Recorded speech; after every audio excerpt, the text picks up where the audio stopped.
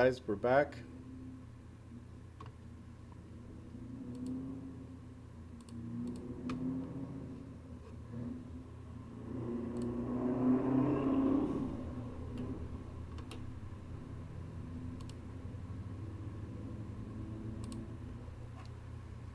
All right, so let's see.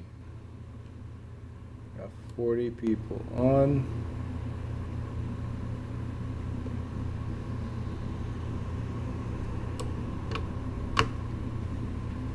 All right, make sure your cameras are on.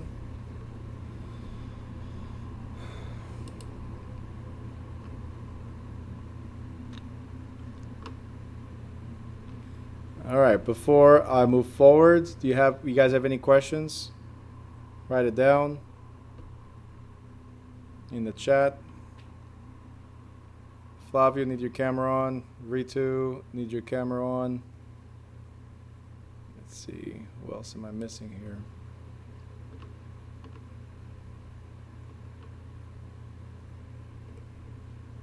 If you guys can, make sure the cameras are pointing at you guys. Peter is gone. Perla, I know you're busy. I got you. Dennis, thank you. Who else? Joseph, make sure the camera's pointing at you. Thank you so much. Yamili, please. Camera's on.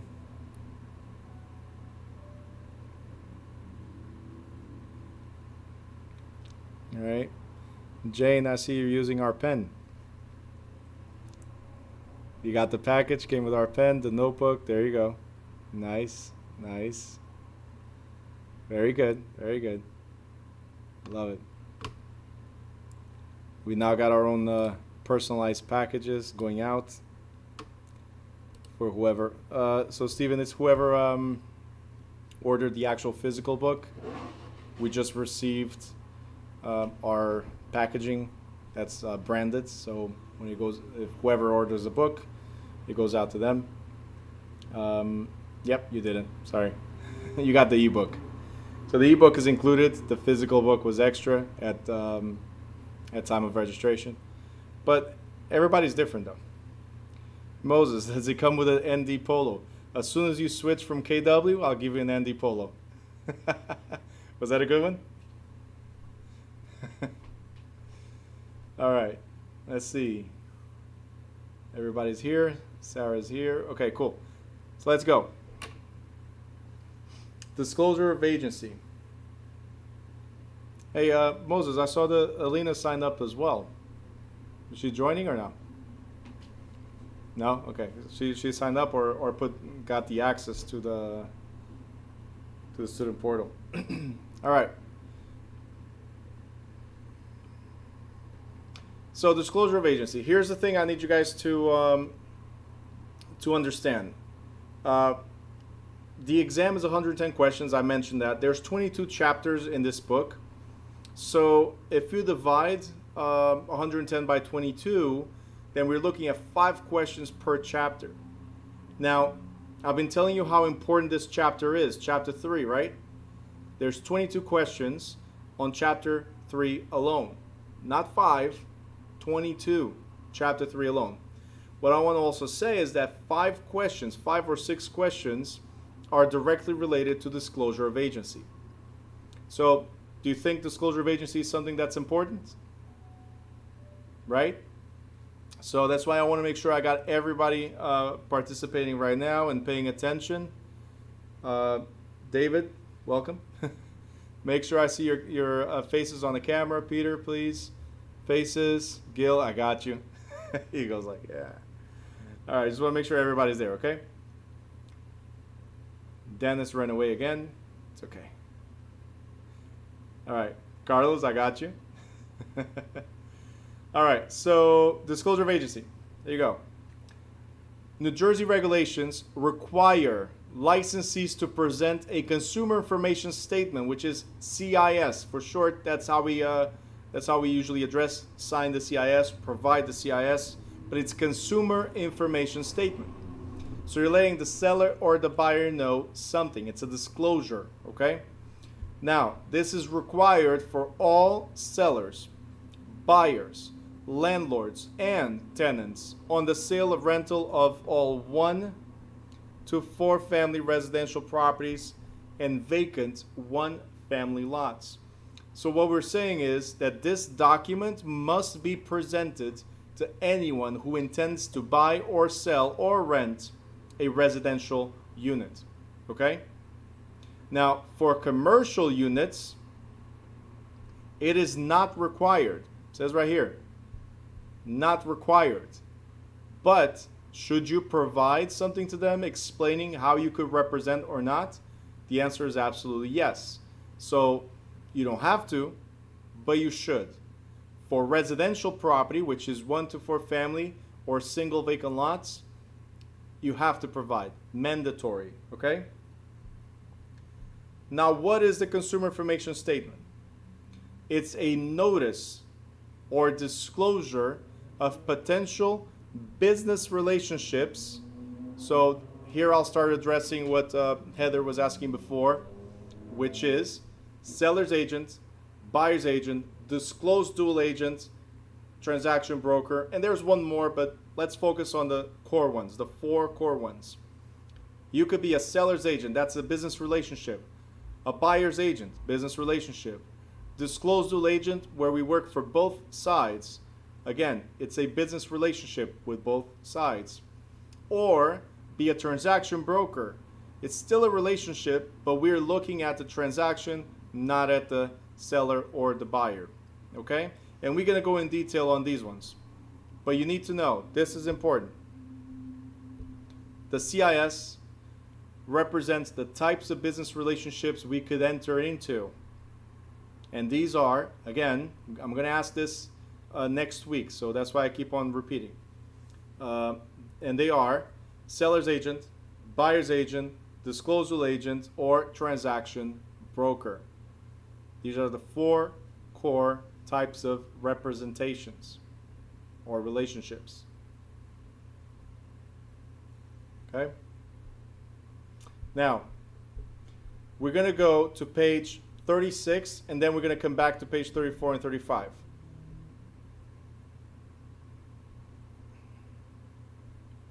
On page 36, it says, furnishing the CIS. Now, furnishing means providing.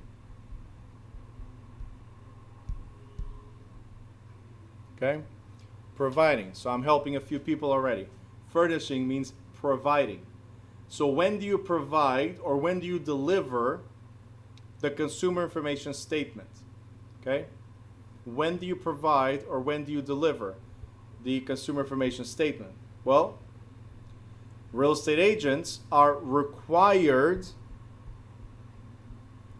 to furnish a CIS before any discussion of a seller or landlord's or buyer's or tenant's motivation or financial situations initiated. So what we're saying is somebody reaches out to you and says, hey, Natalie, I want to buy a house, right? Natalie's supposed to say, Bruno, hold up. By law, I have to disclose a few things to you before you give me personal or private information. You guys got it? That's what it is. We have to stop the buyer or stop the seller from disclosing info, because depending on the type of relationship that we're going to enter into, I might disclose that info to the other side. All right? So the buyers and sellers need to be aware that they have options. Do you want me to be your agent or do you want me to be a transaction broker? Okay? So that's what it is. Before any discussion, before we move forward, I must disclose how I could represent you. Now, if the first discussion takes place by telephone or in the social settings, you're at a cafe, you're at a party, you're at an event, whatever, okay? The seller or buyer must still be verbally informed about the possible agency relationship and alerted to their implications. So it doesn't matter where you are. Somebody approaches you and goes like, hey, you, I want to buy a house. Okay? Before that, I have to disclose these things to you. You guys got it? It doesn't matter where you are or what type of contact was initiated, you have to disclose. So, let's go to page 34 and page 35. On top of each page, if you have the digital version, the ebook, it's already written like this. If you have the physical book, make sure you write at the top of both pages of page 34 and page 35. It's the consumer information statement. It says, please read me. And the reason why I have this is because this document must be presented to every single buyer, every single seller, and landlords and tenants. It's that important. Okay? I'll give you some time to take a note there if you have the physical book, or in the notebook. If you have a notebook, say, hey, look at page 34 and 35. Go study page 34 and page 35 on the ebook. Gary's asking, is there an app that has these forms? So most of the forms will be provided, Gary, by your broker, and your broker might use different types of programs. The National Association of Realtors gives you a free subscription to what we call zip forms. So zip forms is where you can prepare contracts, where you can download these forms. They're all available to you.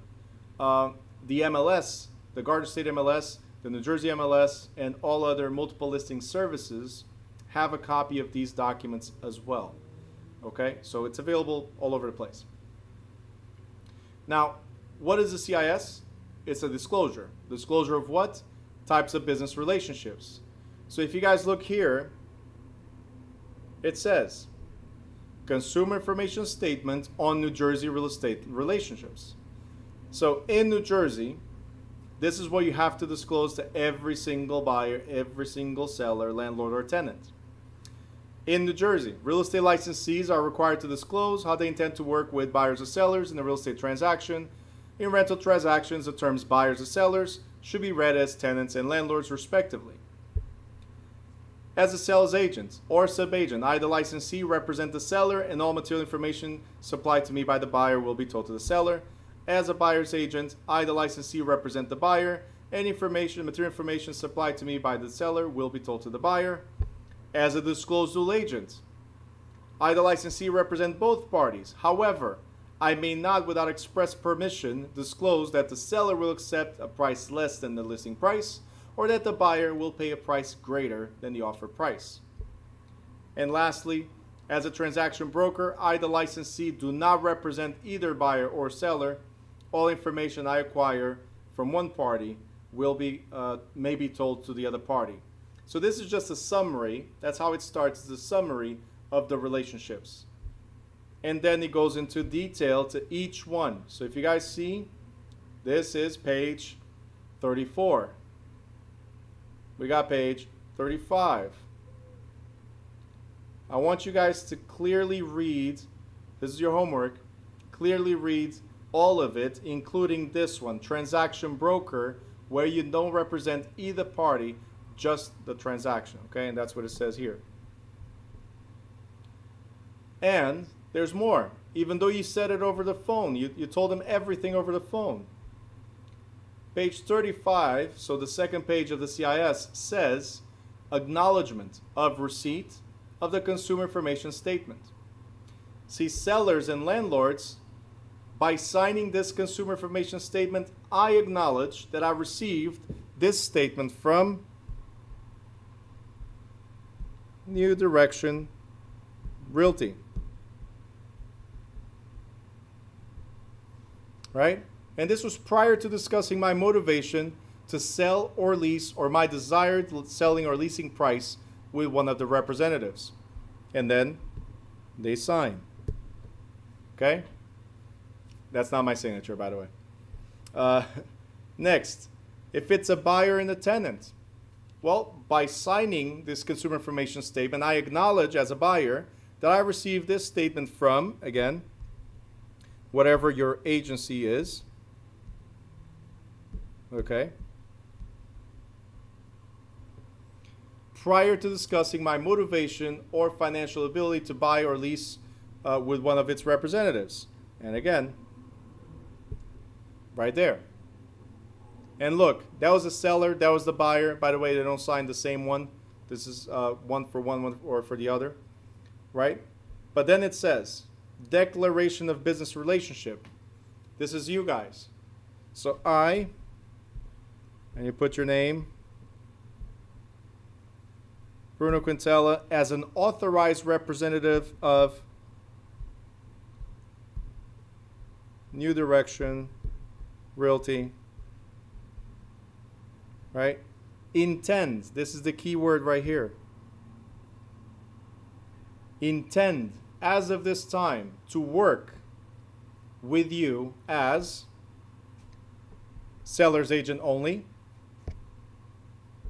or if I'm representing the buyer, buyer's agent only, or if I'm representing the seller, as a seller's agent. But wait, if I find a buyer, I would like to have the opportunity to be a disclosed agent, right? Or if you represent the buyer and you find the seller, I would like to have the opportunity to work as a disclosed agent. Or the final one, as a transaction broker only. All right? So what's happening here is that you're making the seller or the buyer aware that there's different ways you could represent them. And that this is only a disclosure. It says you intend as of this time. It doesn't say you're representing them in that capacity. It's saying, hey, I've explained the legal duties and obligations of each type of relationship, and I intend as of this time to work with you as a transaction broker. If the seller agrees or if the buyer agrees, once we put a contract together, whether it's a listing or a purchase contract, then that's what we're going to do. And then we're going to date this 7/7/2020. That was my disclosure to you today. You guys got it? It's very, very important that you guys understand this piece of paper. Because if you don't know how to explain that to your buyer or to the seller, then you're going to have some brokers that will tell you, hey, you know what? Don't worry about it. Give them to sign the day you put a contract together, and then you're going to backdate to the day that you guys met. All right? It sucks, but I'll tell you what. Most of the times, the broker doesn't know how to explain, and they don't train you on how to explain it. And they just tell you, don't worry, nobody needs to know. Have them sign this together with the contract and put the date back to when you guys met. That's it. I mean, they signed it up here. Doesn't say date up here. You're the one dating it. You guys understand? So a lot of times this is what happens. But the law clearly states, guys, that it's required to be given to them prior to any discussion. I had a student of mine, a retired cop. He says, Bruno, I only saw that form at the closing table. Imagine that. He bought the house, saw houses, bought the house, only at the closing table. He saw a document that says, wait a minute, you could have represented me instead of being a transaction broker.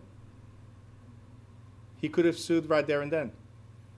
If anything happens in the property, he bought it, this is probably like 3 years ago. If anything happens to the property, he still has 3 years to sue the agent that decided to be a transaction broker without explaining that as a transaction broker, you don't represent the buyer. You don't even represent the seller. You're just trying to close. Do you guys understand this? All right? So make sure you clearly understand these 2 pages. Now, back on page 36. It says the statement should then be furnished in the next meeting. So over the phone, and as soon as you can sit down with them, you explain to them this whole thing again and have them sign the document, right? If no discussion of motivation or financial situation has taken place, then the agent must furnish a CIS before any property listed or unlisted is shown.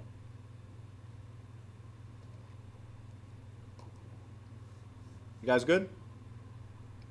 Great. Because right here at the bottom, it says the sellers and buyers must acknowledge receipt of the CIS. That's where they sign that they did receive what I just showed you guys, right? They must acknowledge on all offers, contracts, and leases.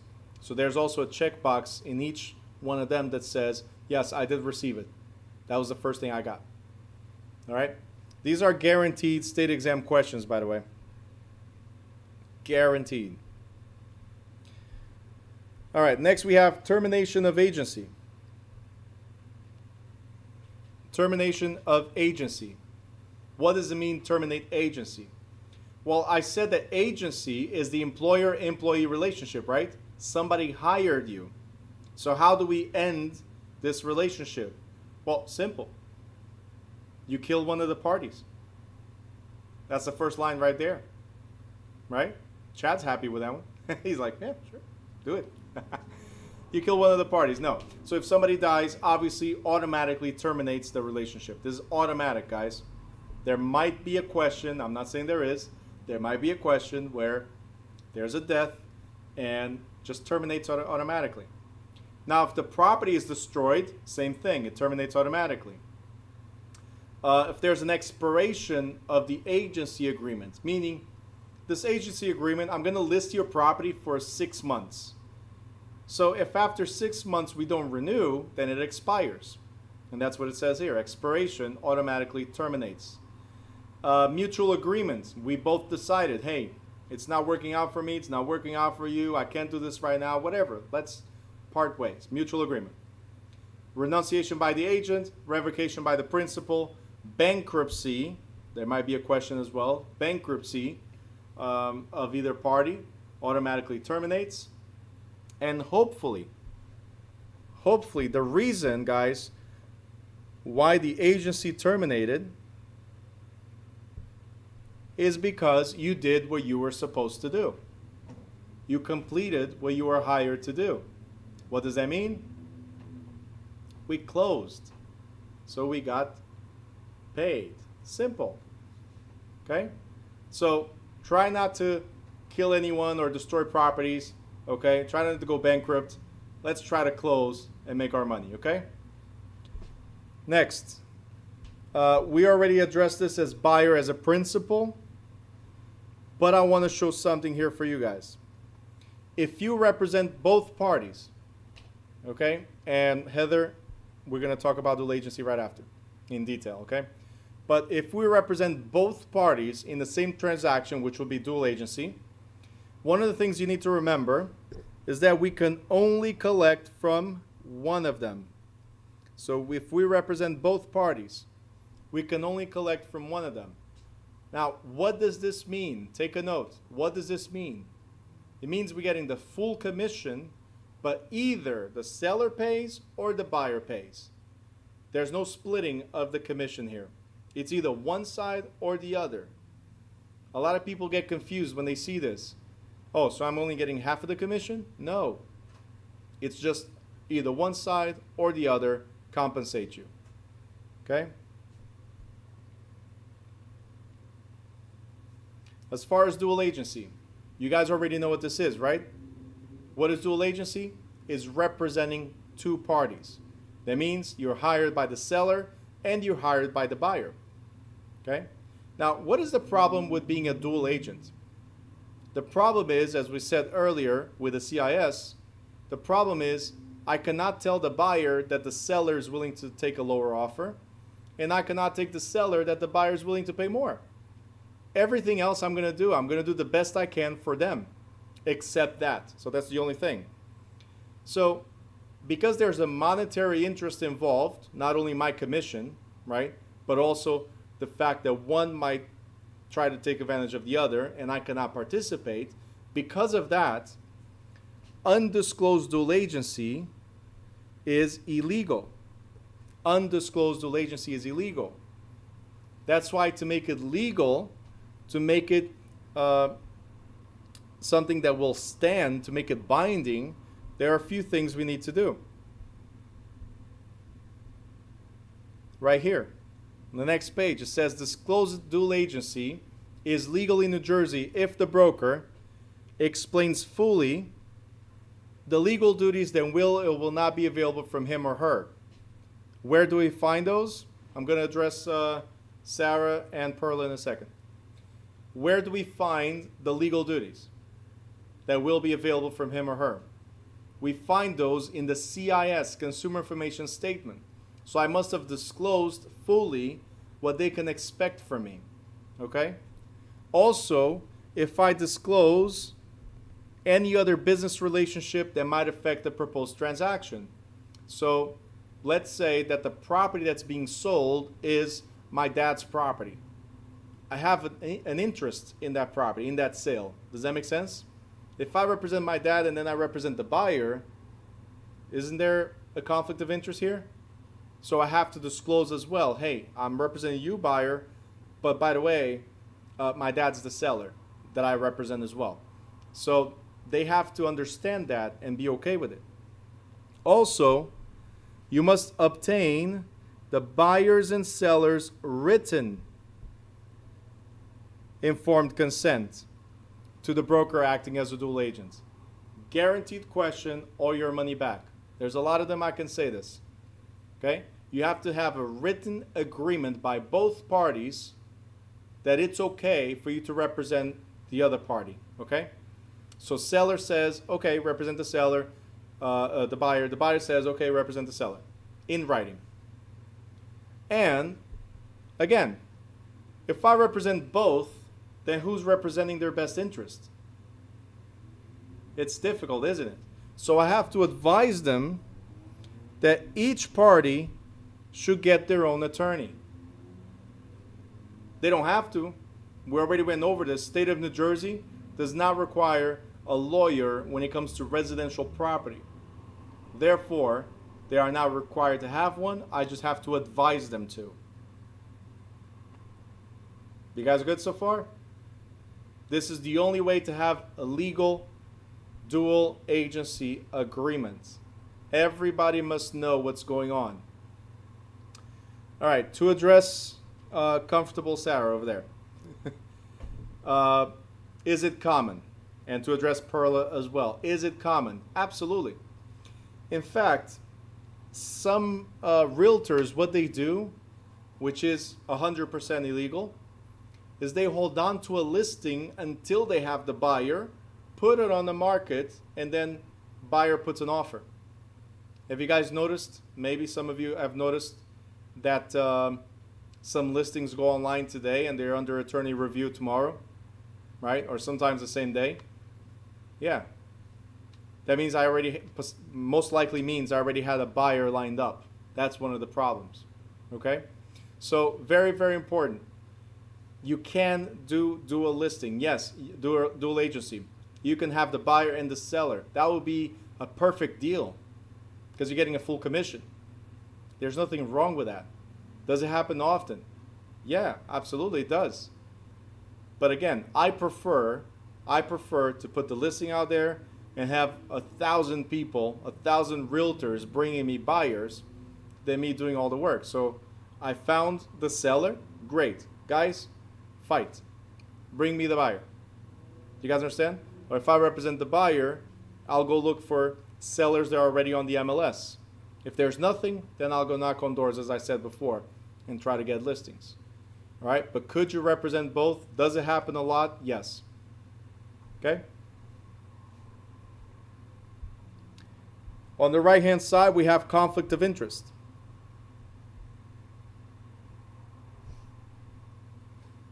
Now, this part is good for the investors. For you guys to understand, so in 2005, I took this course. So 15 years ago, I took this course to become a realtor, and then I decided not to. Because I had just started, wait, I'm not telling you not to. I see some of your faces like, what do you mean? All right. I did it because I did not understand when I got to a section very similar to this in the book that the school had at the time, the school I went to. I was an investor, real estate investor. That's what I started almost 16 years ago. And then I said, hey, best of both worlds. Let me get into to become a salesperson. This way I can get my own, I do my own searches, I save on commission, yada, yada, yada, right? Then I get to this. I'm going to explain in a second. I get to this where it says, hey, you cannot buy this property if it's a good deal. That's how I interpret it. But I'm going to show you guys that you can buy the property and still make it a good deal, even being a realtor. Okay, I'm going to show you right now. So that's what I did 15 years ago. It took almost 10 years for me to decide to become a salesperson after all. All right? Why? Because only then I really understood this.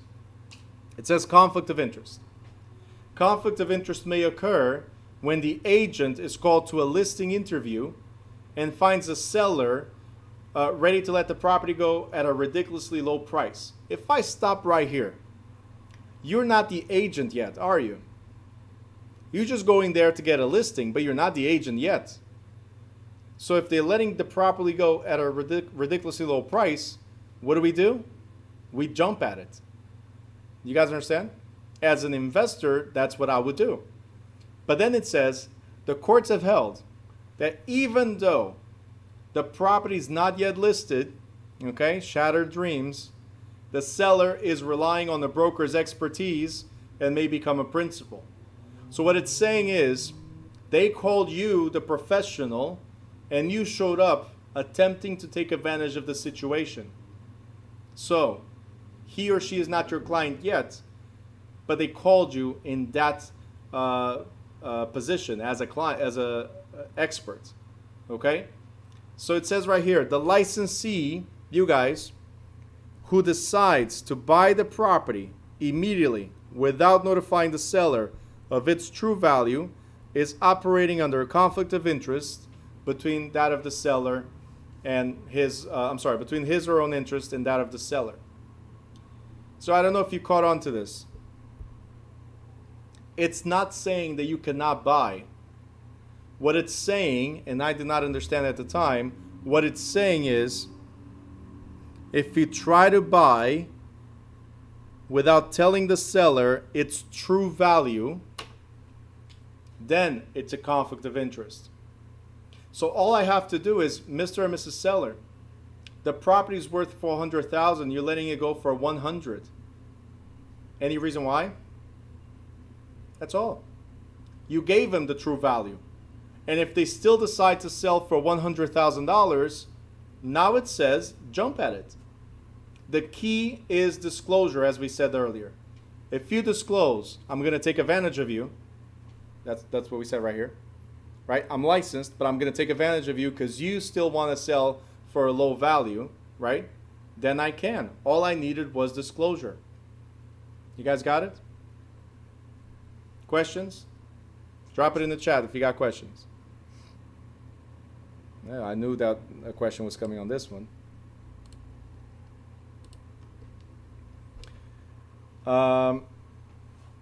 So it says you would have to get that in writing. So how do we determine the true value? Guys, how do we figure out the value of a property? Does anybody know?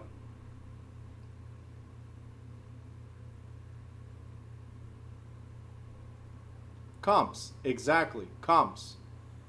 So guess what? What we're going to do now, Shady, to answer your question, what we're going to do now is include the comps in the contract. Right? Because your contract is going to come with a clause that says, I did tell them the true value and they're still selling for less. See comps attached. And by the way, have the seller initial every page of those comps. Do you guys understand? By initialing or signing, they acknowledge that that's what it is. By becoming part of the contract as an addenda, becoming part of the contract, now all the parties, once it goes to attorney review and everything, all the parties are aware that that's the purchase price, even though it's worth more. All right? And some of you are probably asking yourselves or typing, Why would they, after knowing the true value, why would they still sell for a ridiculously low price? See, everybody has a different motivation. I don't know why you guys are here, right? I mean, I did ask yesterday, but everybody has a different motivation. See, some people, it's the divorce. Some people is they need to move. Chad says it's haunted, right? Some people is relocation. Some people is, I don't know, they a baby and they need a bigger house. Whatever it is, okay? Somebody died. There's so many reasons why people need to abandon the property quickly, right? And they just, like, whatever price. Just give me something. I need to get out of here, all right? So could it happen? I'll tell you, most of these leads, these great deals, will be in family court or probate. That means divorce or somebody died. That's where you'll get the best deals. Or the third option, which is right now it's going to become very popular again, foreclosure. People that are going through hardship, they will let the property go as long as there's enough equity. They'll let the property go really, really cheap. All right. So these deals do happen. The thing, guys, you need to understand is that as soon as you become licensed, again, the drawback of being an investor and a salesperson, as soon as you become licensed in every single transaction you do for yourself, let's say you're buying or selling, you have to disclose in the contract that you are a licensed salesperson. You'll be part of a disclosure no matter what. You guys understand? You cannot hide your license and be the investor. You can be the investor who says, hey, by the way, I'm also a licensed salesperson. You guys got it? Thumbs up? Great.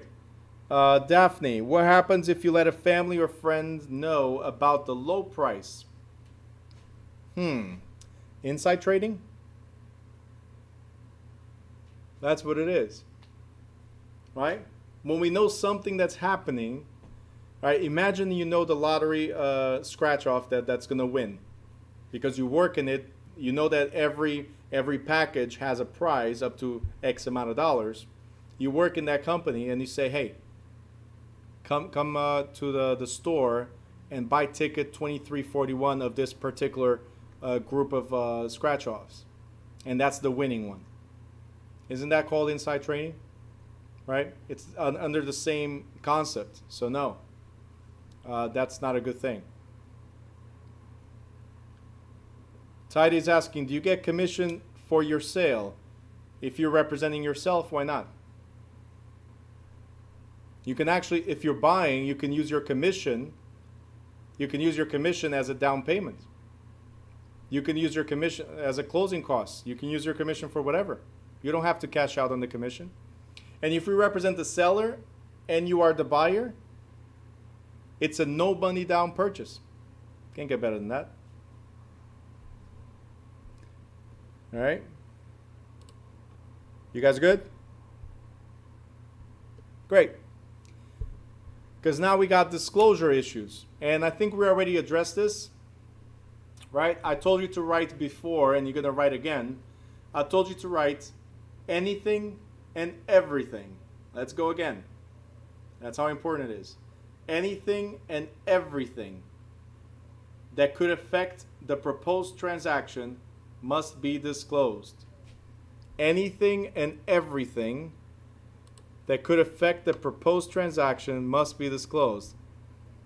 Hey, Tidy, there's an extra person there that shouldn't be there. She's already done with this. Okay? Just yell. Drinking water? What happened to tequila? Seriously. Joseph, I need you on camera. Who else? Luz, hi. Got San Francisco right behind you. Who else? Okay. I told you guys I'd do these random checks just to see if the cameras are on. David, I need your camera on.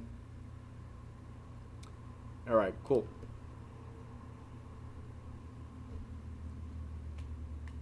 All right, so anything and everything that could affect the proposed transaction must be disclosed. You guys got it, right? So I'm going to skip this because that's exactly what we just said and we've been talking about, disclosure, disclosure, disclosures. So we're going to go to page 39.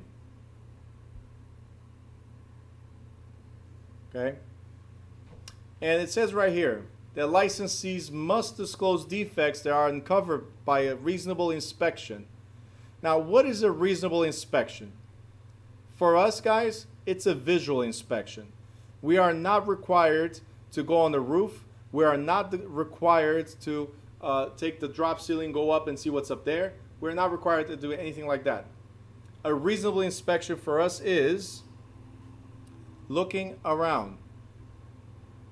Hey, Talia, sailor, okay. How are you? I just got a hi from YouTube.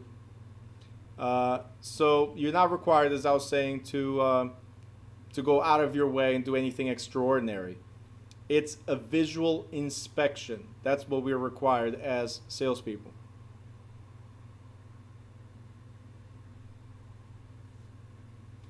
Carlos, I'll address you in a second. Let me just finish this section right here, okay?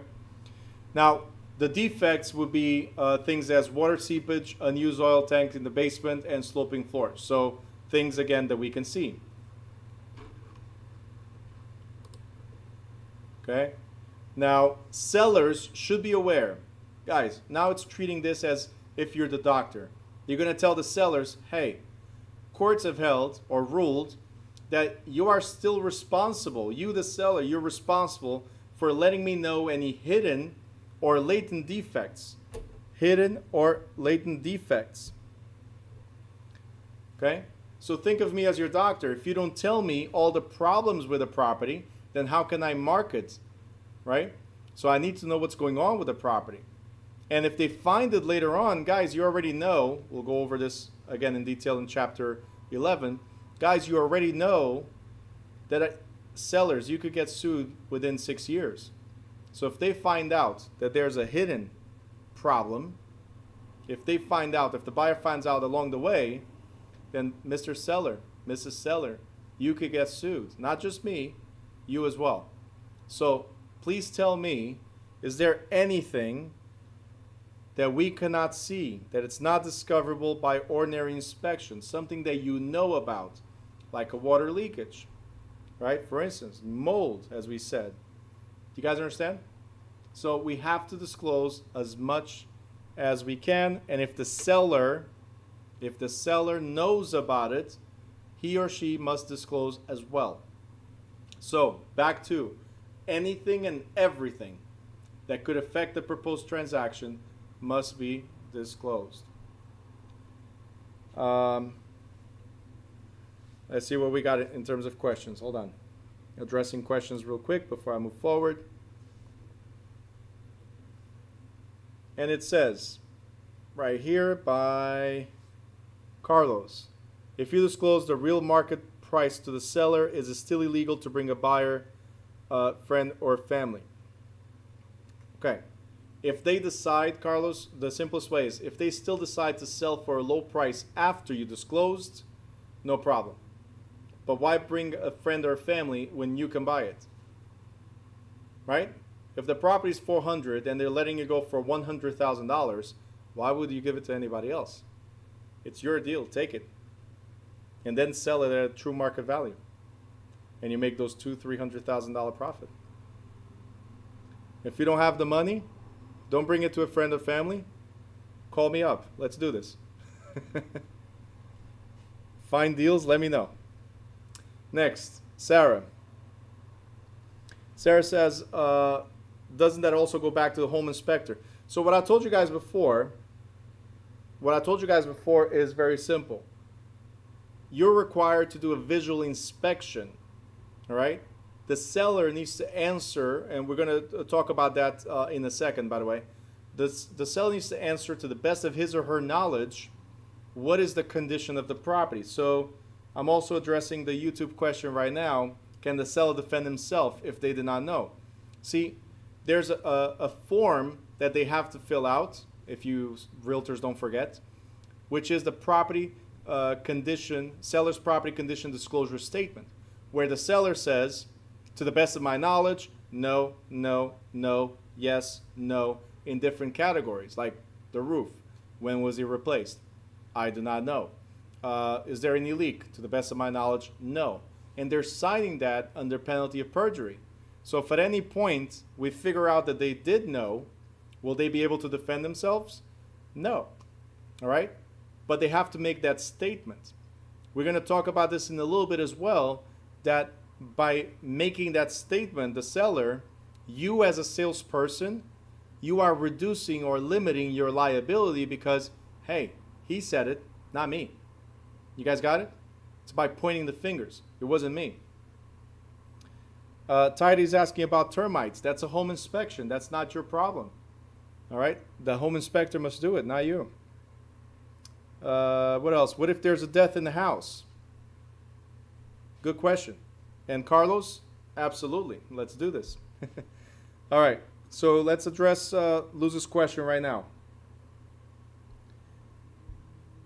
First of all, actually before we get there, first of all, there's a Carfax equivalent report to in the housing market, right? And that Carfax is called a clue report. And the clue report will list insurance claims that happened in the past 5 years. Okay? So this is called a comprehensive loss underwriting, keyword underwriting exchange.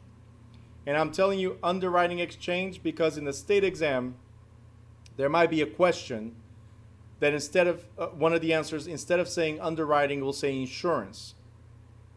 Because the question is, where is a good source to find past problems with the property or insurance claims with a property? Because the question mentions insurance claims, right? Most of you will go straight for the comprehensive loss insurance exchange. But no, it's the underwriting exchange. So clue, if you have no clue, the answer is clue, comprehensive loss underwriting exchange. Okay. Perla just wrote, wait a minute. So I can still sue the person I bought my house from because they never disclosed the defect in the unfinished basement bathroom? Possibly. Was there an inspection done? Should you sue the inspector and not the homeowner? Was it done properly? See, that's why insurance home inspectors, they have their licenses and they have bonds and they have insurance and all that stuff, right? But everybody if you want to sue somebody and be successful, by the way, sue everybody that was in the transaction. Now, the realtor might be able to get away and say, hey, not my expertise, I did not know. The home inspector is going to be like, yeah, I should have known, or it's part of the report and you did not see it, right? And the seller is going to be like, hey, to the best of my knowledge, I did not know. It just happened overnight. That never existed there, right? So then the judge will ask more questions, or attorneys will ask more questions, and one of them is going to be at fault. Could you win? Possibly. Could you lose? Possibly. Always consult a real estate attorney. Do not consult a family attorney or a criminal attorney or anything like that. Go to somebody that's a pro in this type of scenario. Okay? Next, let's talk about Luz's question real quick. It says right here, New Jersey Administrative Code says, social conditions and psychological impairments are not considered physical conditions. For instance, noisy dogs or unpleasant neighbors do not affect the property's physical condition, right? The physical condition of the property is the only thing that matters. With that being said, suicide or other unpleasant events associated with a property are also non-physical conditions. Therefore, if somebody died on the property, do you have to disclose? No. You might not have to disclose at all. In fact, if you don't know, we are not even required to investigate. Okay? And to everybody's different. If somebody dies, some people are like, hey, people die every day. It's just the way it is. Other people will be like, no, no, no, no. Somebody died there, I'm not going to buy. And others will turn it into a TV show, right? Like Ghost Hunters. That's what it is. So it's a psychological thing. It's an emotional thing. It has nothing to do with the property itself. It does not affect the value of the property. You guys got it? Okay. Gary, that's your favorite show? All right. Okay. Now, let's say you do have the information, right? You do have the information. It says right here, before you pass along this information, you should be careful to consider how the communication might impact your fiduciary duties. Guys, who do you represent? If you represent the seller, should you give that information to the buyer? Yeah, somebody died right here. Should you do that? No, of course not. Okay? Who's that next to you? My friend. He's the one with the money. The shadow? He's the one with the money. My money comes from the other side. That's what it is. All right. Off-site conditions. What is off-site conditions? Well, not on subject property. So if you're buying a house, on-site is where the land is, your land that you're buying, okay? Off-site is your neighbor or something neighboring your property. So in 1995, several families sued the developer and the broker, alleging that both had known that the development was located half-mile from a hazardous waste dumping site. If it's a hazardous waste dumping site, could it affect your property? Or if it's a gas station right at the corner, could it affect your property? Yes, it's hazardous material, and it could travel to your property. See, back then, the trial court favored the developer and the broker, saying, hey, no, you don't have to disclose anything like that. But this went on appeal. And in the appeal, this was reversed. Okay? Actually, New Jersey Supreme Court ultimately held that conditions beyond the limits of a specific property may be considered material facts that must be disclosed to prospective purchasers.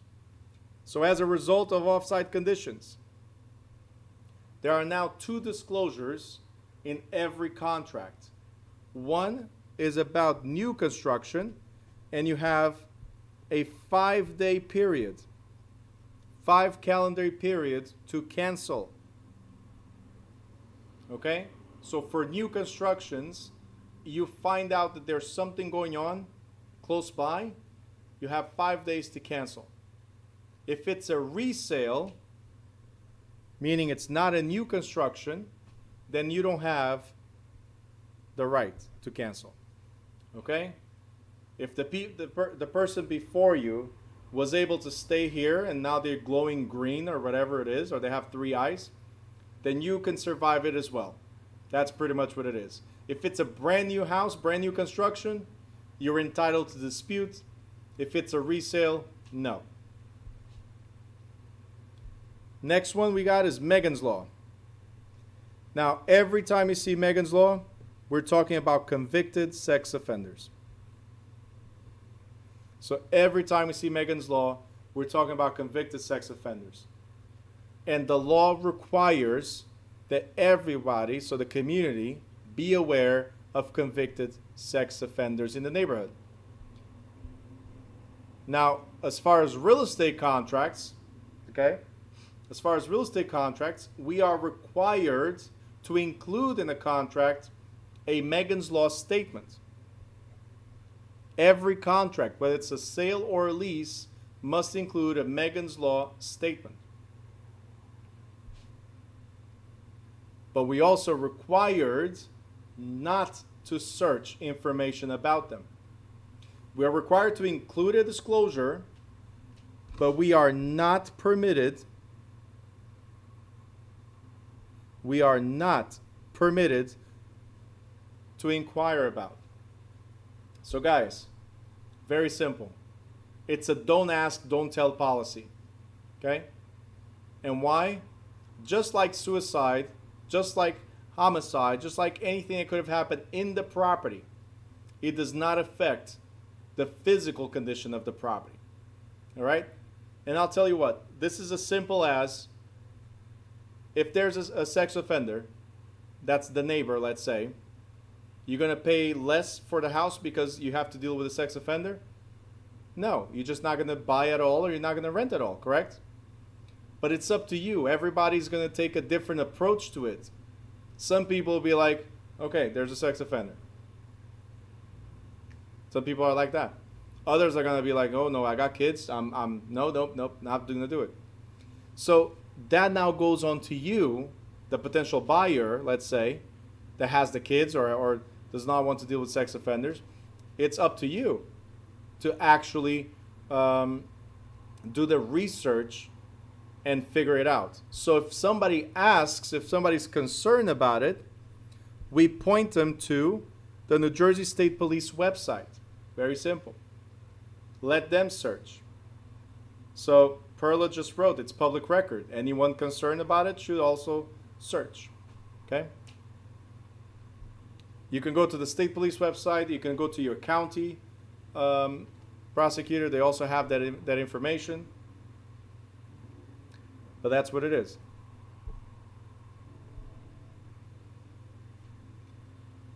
Perla just wrote familywatchdog.us. Okay. So we cannot give that information. They have to search themselves. You can point them out to the website. They have to search and then decide if they want to still live in that neighborhood or not. Okay? Stephen, no. You don't need to know where to look because you can't look.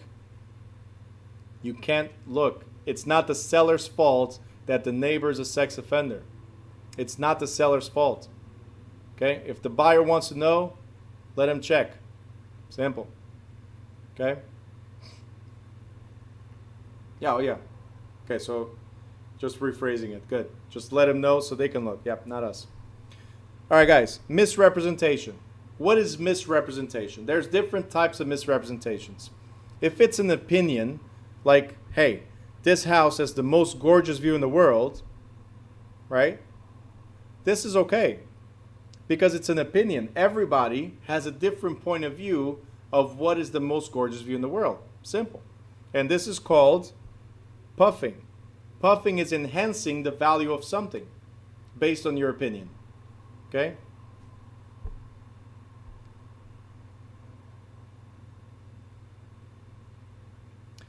Daphne, to address yours real quick, all contracts must contain the statement. I don't know if there's a sex offender in the area or not, but I have to have the statement for you to search if there is one or not. Okay, so it has to be part of it no matter what. Okay? Simple as that. And I can guarantee you, unfortunately, that within a mile radius, there's going to be at least one or two. So always search. And by the way, don't freak out. There's a lot of sex offenders that should not even be on the list. It's called public exposure. So if you happen to be in need and you urinate in public, for instance, after a few times of doing that, you go on that list, period. All right, so I'm just giving you an idea. You can actually search what was the crime. It's actually there. Everything's there. So their photo, their height, their name, everything is available about what the offense was. Now, statements of fact, however, must be accurate and questions must be answered honestly. So the broker must be alerted to ensure that none of his or her statements can in any way be interpreted as being dishonest, practices intended to harm, hold on, I skipped something. Deceitful or dishonest practices intended to harm or take advantage of another person. Here's where I want to focus. Misrepresentation covers more than a deliberate lie. Okay? which is intended to mislead someone, and this is called fraudulent or intentional. So if you lie on purpose, it's fraudulent or intentional misrepresentation. And there's two other types of misrepresentations. We have the negligent. It's unintentional. You were careless. You did not do your job properly, right? And there's the innocent or honest misrepresentation. That's the one where, hey, I did not know. I was told by the seller. I was told by the home inspector. It was not me. Okay? So the intentional is fraudulent. Unintentional, you didn't do your job right. You didn't look for damages or whatever, right? Or innocent, there's no way you could have known because it was hidden or it was not your expertise. All right? These are the three types of misrepresentations. And what I have highlighted here, you guys can go over in the ebook, is just examples of it as I just went over. Okay? And we're going to go to avoid misrepresentation. How do we avoid misrepresentation? Very simple. Never, ever, ever present opinions as facts. Now, I'll tell you what, guys, I see a lot of realtors, that's what you guys do. Like, you can definitely turn this into a two-family. It's a one-family. There's enough space, separate entrances. You can make this a two-family. You can definitely rent the basement. You can definitely put another room or whatever. Guys, if you're not an architect, you don't know if you can put another room or not. Let's put it like that. Second, if you don't work for the city, don't say that you can definitely rent the basements, right? And there's a lot of realtors out there that say, wink, wink, hey, you can rent the basement, but I didn't tell you. Yes, you just did. Okay? Not every town allows you to rent a basement, so you need to know what the town allows. Okay? Very important. Don't put opinions as facts. In fact, there's an example here. A lot of realtors go, hey, I can definitely get you $300,000 for your house. That's a no-brainer. Right? The moment you do that, you're making yourself liable for that value. What if the properties bring 280? I mean, the offers come at 280 or 275. Right? You said you could definitely get 300. That was an absolute statement. Right? What you should have said was, I don't see why we might not get 300,000, or it should bring as much as recent sales did, right? So if the average sales in the area were 300,000, then most likely your property is going to bring 300,000. But look, it's a buyer's market or it's a seller's market. Things could fluctuate, right? This is what the comps bring. Let's see what we can get, okay? Simple. So what we're saying is, any request for information should be met by referring the questioner directly to the expert source. If it's something you don't know, then point it out to the city zoning bureau. Let them answer that. It's a mortgage question. Well, I think you might be able to do it, but let's ask the mortgage guy, okay, or gal. The building inspector, engineer, a lawyer. What we're doing is, guys, we're shifting responsibility and cutting down the chances of giving faulty information in specialized areas. Okay, so even if you know, let's say you have a construction background, and you tell them, look, yeah, by doing this, by doing that, you should be able to do this or that. Even if you have that construction background, do not wear two hats at the same time. You are either the salesperson or the contractor. Does that make sense? After you close, hey, forget that card. I'm the contractor. Hard hat on. You guys got it? Simple. Mina just wrote, not my monkey. Yeah. I won't have time to put that video today, but I'll share with you guys in the WhatsApp group. Now, Consumer Fraud Act. Just need a few more minutes. We're almost done. Consumer Fraud Act. It lists in detail all sorts of misleading, fraudulent, and scam practices, and It includes a fine of up to $10,000 for the first violation. $10,000. Congratulations, your first sale went towards the violation, okay? Now, how can you be liable for this? How do you as a salesperson get to pay the $10,000? Well, if we're concealing or omitting information, then we are liable. How do we avoid being liable? Right here. I did not know that the information was false or deceptive. I did everything I could to figure out if there was damages to the property or not based on what I could do, my visual inspection. Or, guys, very important, pay attention here. The broker or salesperson was relying on information provided by the home inspector or similar specialists, government employee, or, as I said before, the seller's property condition disclosure statement. So it's pretty much the home inspector told me, right? The city inspector said, the seller said it, not me. Okay? So it's pretty much wash your hands. It wasn't me. As Mina said, not my monkey, right? So it's not my problem. Give it to the appropriate party to answer. All right. Antitrust laws. Right here, I want you to write monopoly.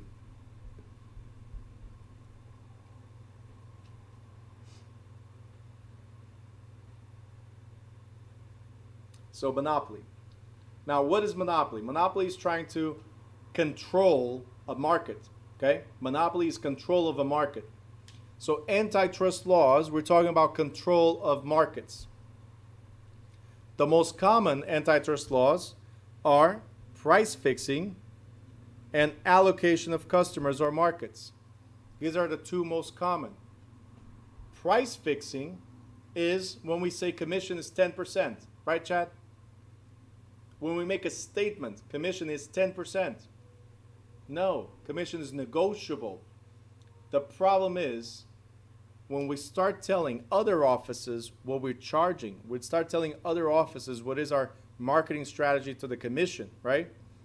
Then we are trying to conspire to set those prices instead of letting those prices be established through competition in an open market.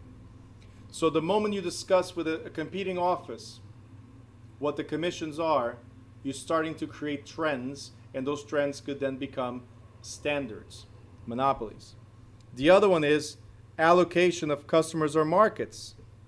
It's pretty much saying, hey, I'm Remax, you're Weichert across the street, and I'm telling you, hey, Weichert, you guys deal with properties up to $250,000.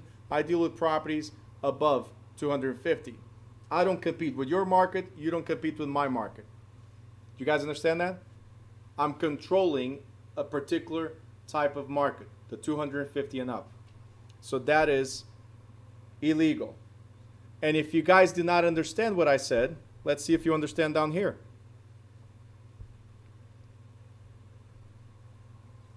It says here the penalties for such acts are severe.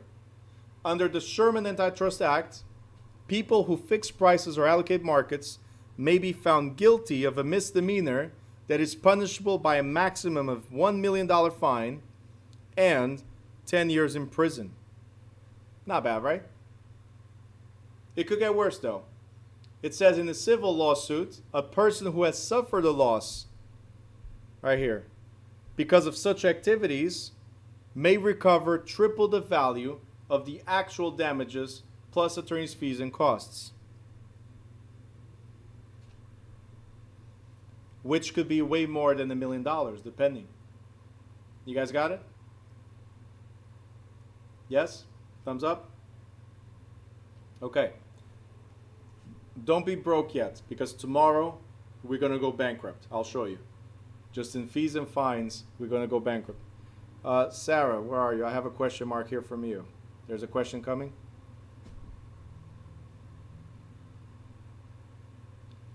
What would the question be? What is the Sherman Antitrust Act? No.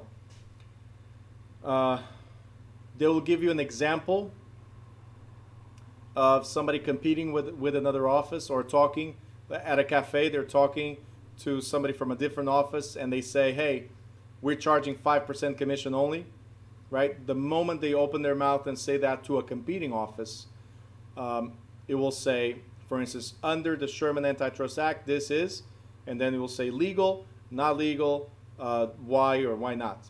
So it'll be something like that. And the question is illegal and punishable under the Antitrust Act. Ethics, liability, and disciplinary offenses. We already covered these, or we are about to cover tomorrow. Okay. Again, if you have the physical book, don't forget you have the e-book, so you can review these.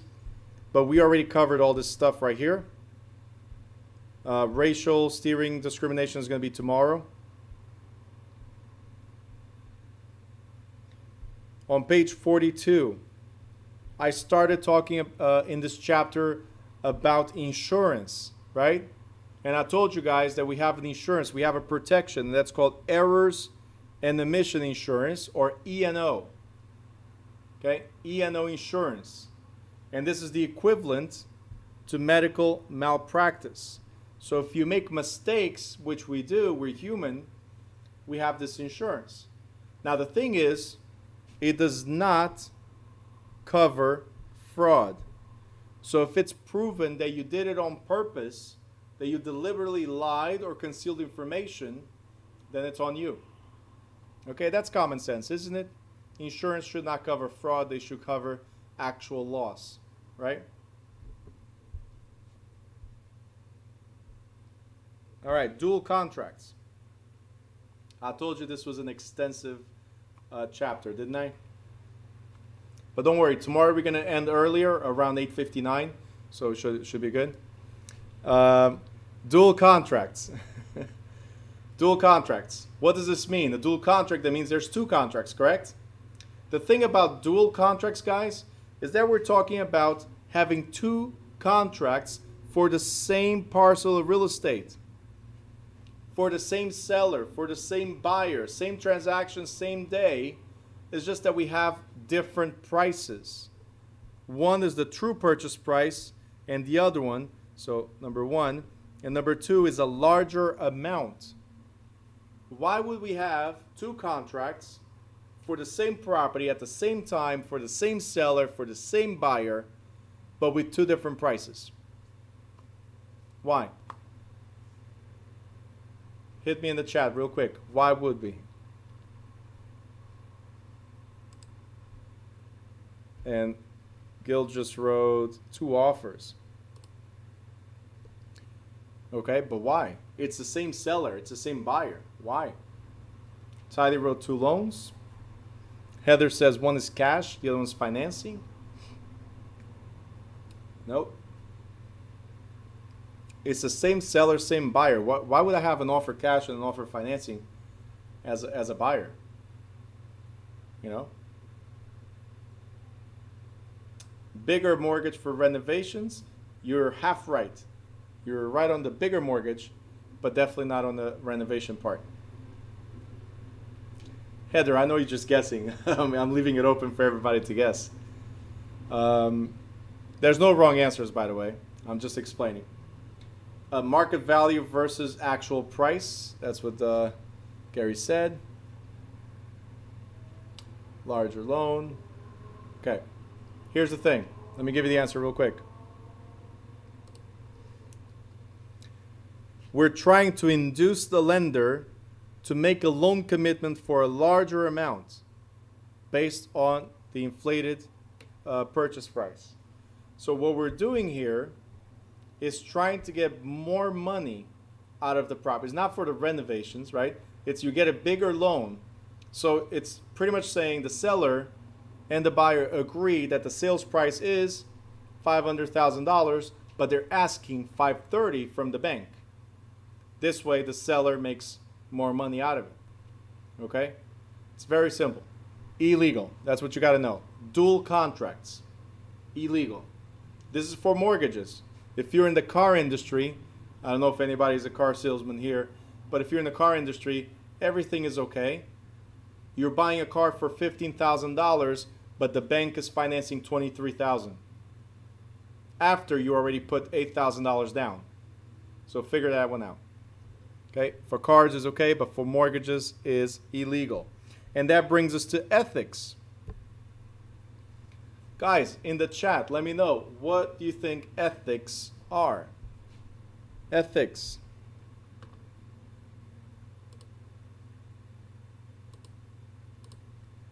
Ethics. Morals, absolutely.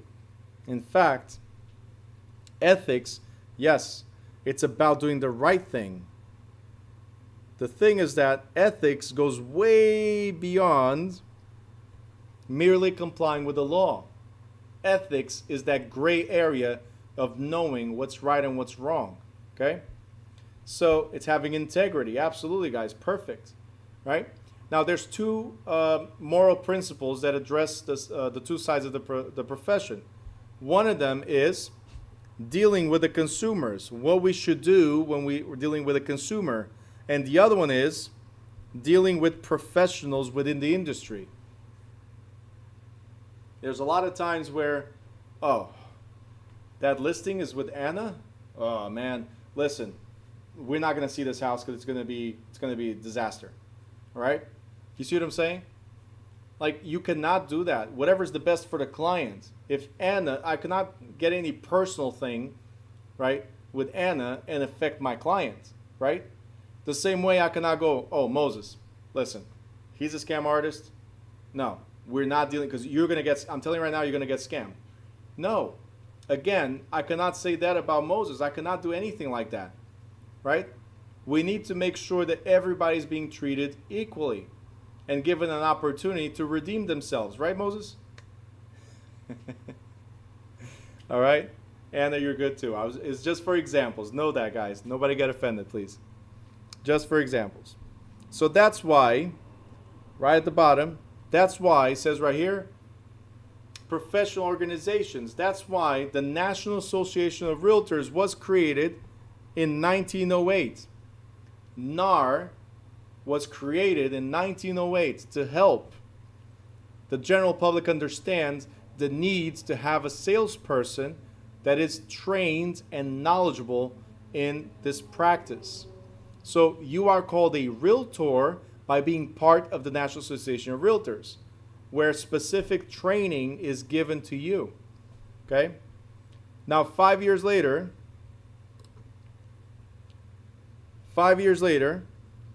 they created the Code of Ethics in 1913.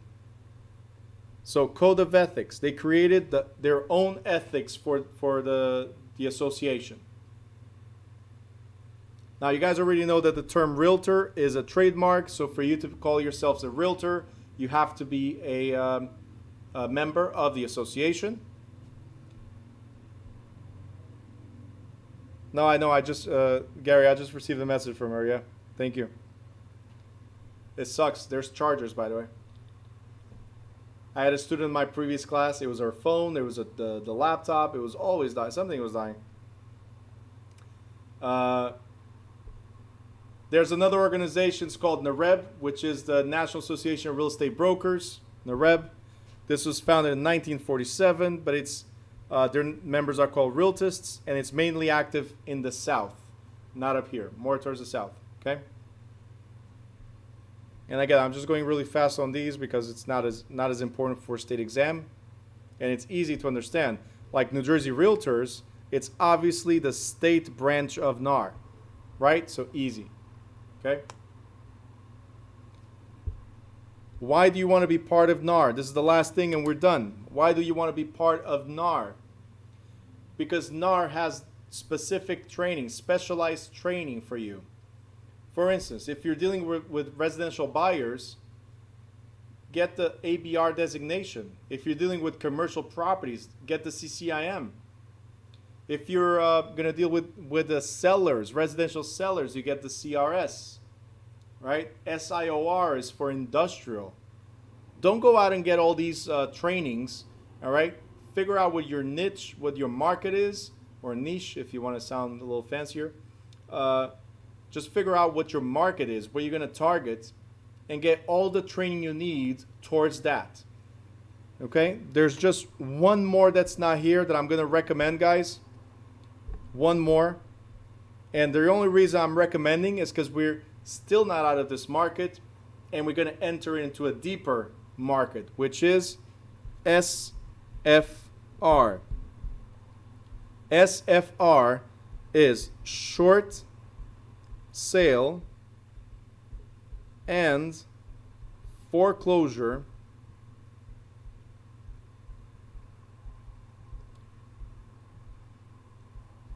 resources. Okay? And if you were in my class 3 years ago, like Gil, you were in my class, you know I recommended this. I've been talking about the second wave. I knew this was going to happen. Not like this, obviously, not the quarantine. But we have cycles. The thing is, 2009 hit us so hard that there's still a lot of foreclosures pending. And now we're getting into another cycle right after without clearing the previous one. So there's going to be way more foreclosures. I'm not telling you guys the market is going to drop like it did in 2009, 2010. That's not what I'm saying. What I'm saying is that there's going to be a lot of foreclosures on the market. Okay? So make sure you guys get this training if you can, as soon as you're part of the National Association of Realtors. Get this training, and you'll be able to deal with short sales. You'll be able to deal with people in foreclosure. It's just an asset. It's something that you guys definitely should have under your belt. All right, guys? Any questions? It's 9:24. No questions? All right. I want you guys to, as soon as you have a chance, go to YouTube and you're going to search Terry Watson, not my monkey. Oh, monkey. Okay? Make sure you guys search that. I just put it on the chat.